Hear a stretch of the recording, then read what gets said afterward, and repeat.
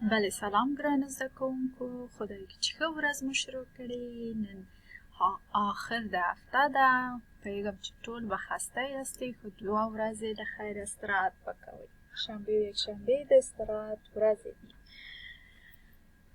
درس مو نن شروع کوو درس مو ډیر زیات نه ده کم ده ګمارون یعنی سهار مو په خیر هور dit څه حال لرئ ته dit په جواب کې تاسو کولی شئ چې ووایئ dit bra زه ښه یم یا هم ووایئ dit inte bra زه ښه نه یم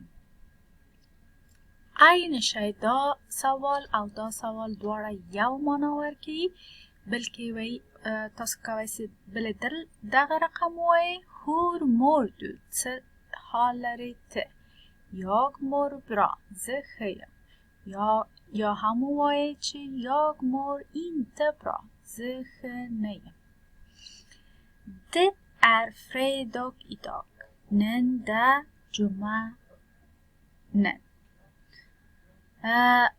Det den 16 oktober 2020 کولی شو چې ووایو نن 14 د اکتوبر 2020 کال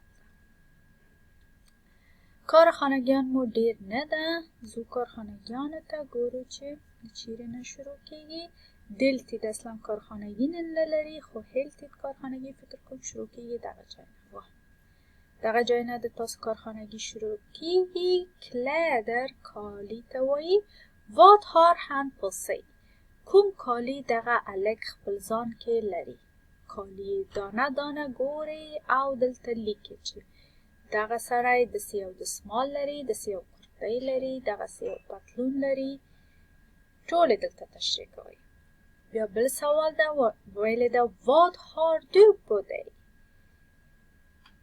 idag وایي ته خپل ځان کې کوم شی لري نن همدا اوس خپل ځان کې وګورئ هماغه شیان چې تاسو اغوستی ده دانه دانه دلته تشریح کوئ او لیکئ رنګونه یې لیکئ او دام لیکئ چې کوم شیان تاسو اغوستی ده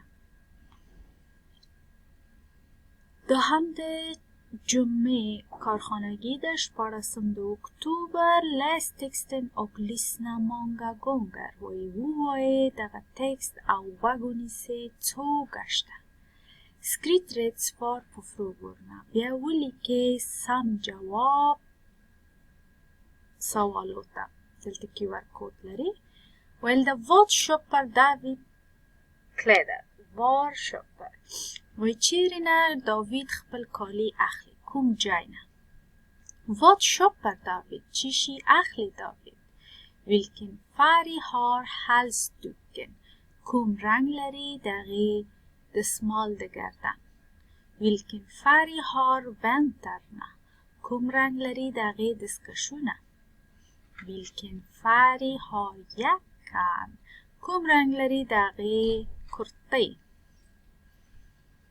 یا بالا پوش Har David öppet shop på mössen که داوید خپل خولۍ بیرته ویسي هغې ته پیسې ورکوي öppet shop یعنی چې پیسې بیرته ورکړي Har David öppet shop på jackan که داوید خپل کرتۍ بیرته ویسي یا پیسې بیرته ورکوي Har David bytesrätt på jackan که داوید خپل کرتۍ ویسي باید تبدیلی که یا پیسې واخلي دغه QR کود کې وایي یا پیسې اخلي یا هم تبدیل کولی شي Hur mycket betalar David för jackan څومره پیسې هغه ورکوي دغه کرتۍ ته یعنې د کرتۍ په څو واخیست Hur mycket kostar allt او څو وسو ټول پیسې یعنې خولۍ او کرتۍ ټول شیان څو وسو پیسې دلته دیکتامن ده یعنی املا ده färg och rätt رنگونه او حق rätt حق ده یعنی د تبدیلی حق لري او د پیسې حق یو شی چې د تاسو نه خوښیږي تر 1 هفته او 2 هفتې یا د تبدیلی حق لري یا د پیسې حق lyssna och skriv orden. وگونیسی بیا ولی که لغتونه چو گشته. ولی که ورکوب داری وگونیسی بیلی که. Fredag 16 oktober. Jumma 18 oktober där lyssna på hippa och ringa in rätt svar. Och i wagonisi hippata bia halqaki sam jawab. Var finns strumporna? Certa موجود ده یا certa وجود لري جورابه. Vit barnkläder. ده بچانو کالی سره. Vit badkläder. ده او بازی کالی سره. Vit byxorna.